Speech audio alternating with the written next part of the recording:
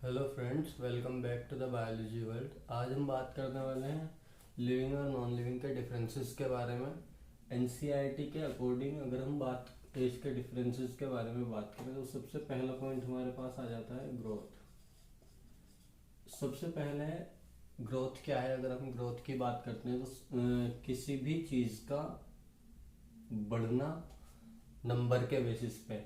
कोई एक चीज़ है, एक से दो, दो से चार, चार से छः, इस तरीके से अगर कोई किसी चीज़ में इंक्रीज हो रहा है, नंबर ऑफ इंडिविजुअल्स अगर उसमें बढ़ रहे हैं तो इसको हम ग्रोथ बोलेंगे। Increase in number. दूसरे अगर हम बात करते हैं तो दूसरे आता है मास। इंक्रीज इन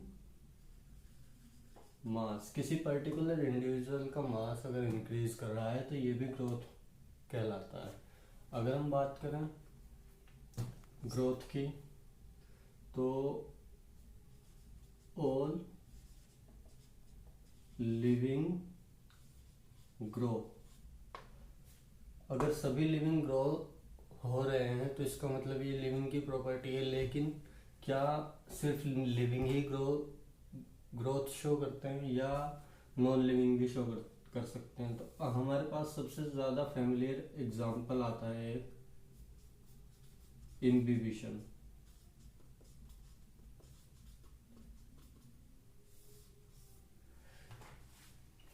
इम्बिबिशन किसी भी सॉलिड का वाटर को एब्जॉर्ब करने की जो प्रॉपर्टी होती है वो कहलाएगी इम्बिबिशन। इसमें कोई भी सपोज कीजिए कोई लकड़ी का गुटका है, लकड़ी का टुकड़ा है, वो क्या क्या करेगा, वाटर एब्जॉर्ब करके अपने साइज में इंक्रीज करता है। लेकिन ये हमेशा नॉन लिविंग में होता है। नॉन लिविंग में होता है तो इसको हम क्या बोल सकते हैं, growth is not the defining property of living. Growth जो है वो लिविंग की डिफाइनिंग प्रॉपर्टी नहीं है, क्योंकि अगर हम इम्बिबिशन की बात करें तो इम्बिबिशन में नॉन लिविंग ग्रो कर रहा है। इसके अलावा अगर हम बात करते हैं जो माउंटेन्स होते हैं वो भी टाइम टू टाइम ग्रो करते रहते हैं बाय द उनकी जो सरफेस होती है वहाँ पर आकर मटेरियल इकट्ठा होता रहता है और उसके अंदर जो है ग्रोथ होगी। तो यहाँ से ग्रोथ जो है ग्रोथ घटता है। दूसरे नंबर पर हमारी जो एनसीईआरटी है वो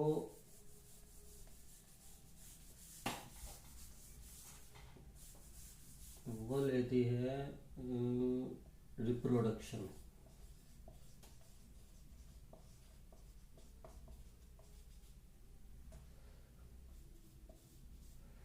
रिप्रोडक्शन की अगर हम बात करते हैं तो सीधा सीधा इसका पॉइंट है ऑल लिविंग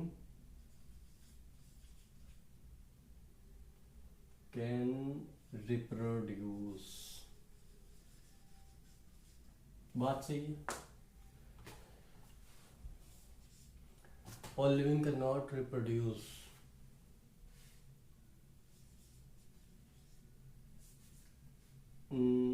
इसमें अगर हम एक्सेप्शनल केसेस देखें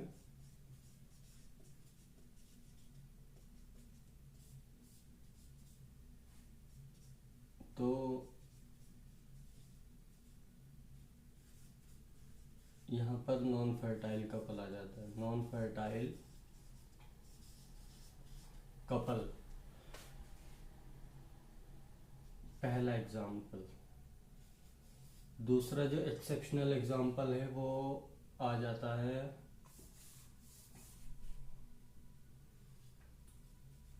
म्यूल, खच्चर। जो कि रिप्रोड्यूस नहीं कर सकते।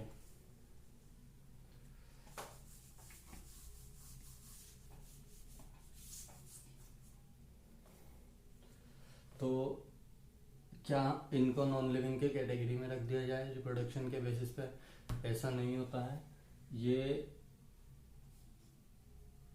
जो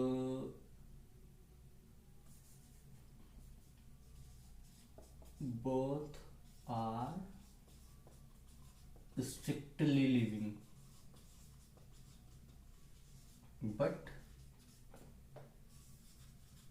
cannot reproduce,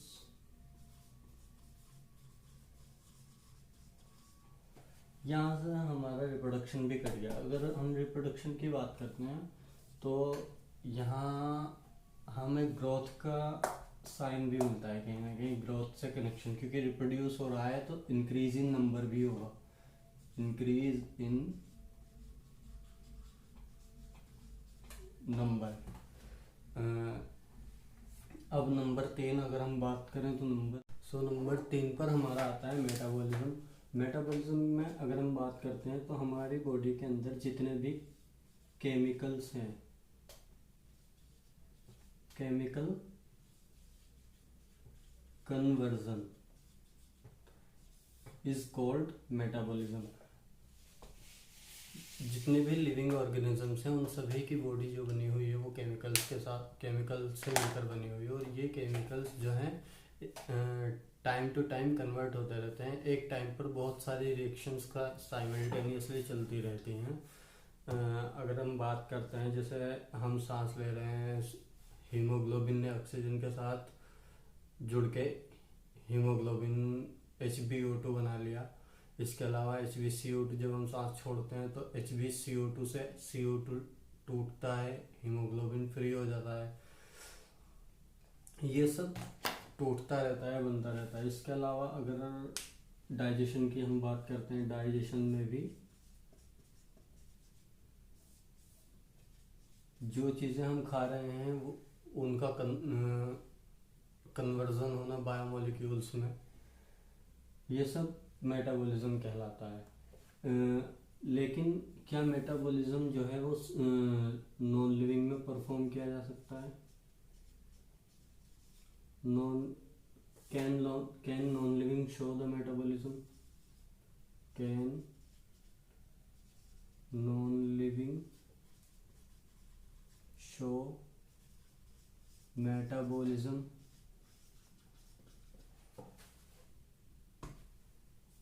this is the point, की पॉइंट। अगर हम बात करते हैं, मैंने एक टेस्ट ट्यूब ली, इस टेस्ट ट्यूब में मैंने ऐड किया प्रोटीन, इसके साथ मैंने इसमें ऐड किया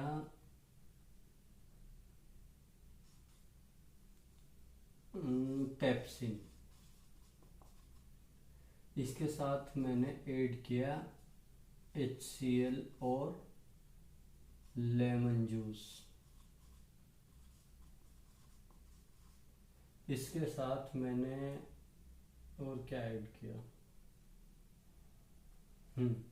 जो HCl है, ये लेमन जूस है, ये क्या करेगा?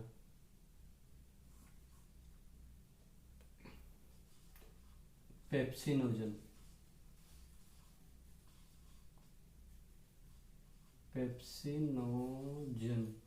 जो कि अभी कन्वर्ट नहीं हुआ है एक्टिव एंजाइम में। ये एक इनएक्टिव एंजाइम है, इसको एक्टिव करने के लिए हमें HCl ऐड करना पड़ेगा या फिर लेमन जूस ऐड करना पड़ेगा pH मेंटेन करने के लिए।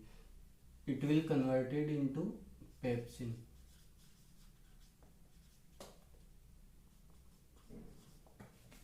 अब जैसे ये पेप्सिन में कन्वर्ट होगा, ये अटैक करेगा प्रोटीन पर। ये सब कहाँ हो रहा है? नॉन लिविंग में। This is non living. तो इसलिए हम मेटाबॉलिज्म को भी जो लिविंग है उनकी उसकी डिफाइनिंग प्रॉपर्टी नहीं डिक्लेयर कर सकते। नंबर 4 पर हमारा मोस्ट इम्पोर्टेंट पॉइंट आता है consciousness.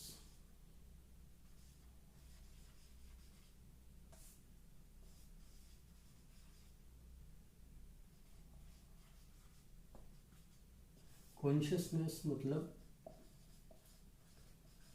Response to external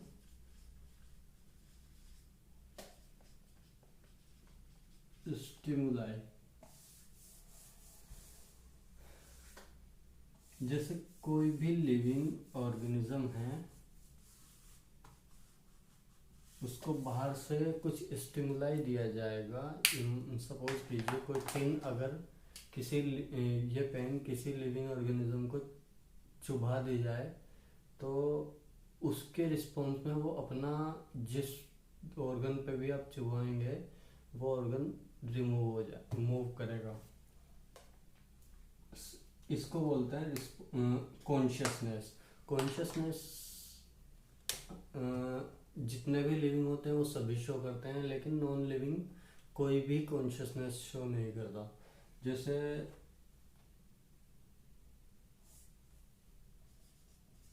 response to weather, ये भी रिस्पॉन्स टू एक्सटर्नल स्टिमुलाई है।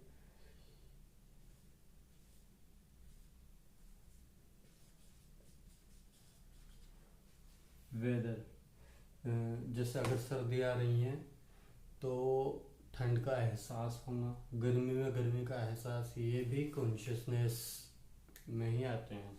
तो इसका कोई एक्सेप्शन नहीं है, इसलिए हम इसको बोलते हैं defining property of living with no exception।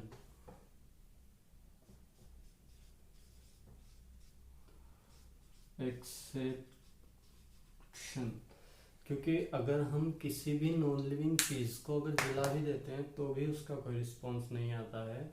अगर किसी लिविंग चीज़ को अगर हल्की सी आंच पे भी हम रखेंगे तो वो उसके रिस्पॉन्स में कुछ ना कुछ जो है रिएक्शन देगी।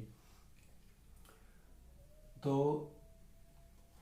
जो हमारा कंक्लूजन है वो यहाँ पर आता है।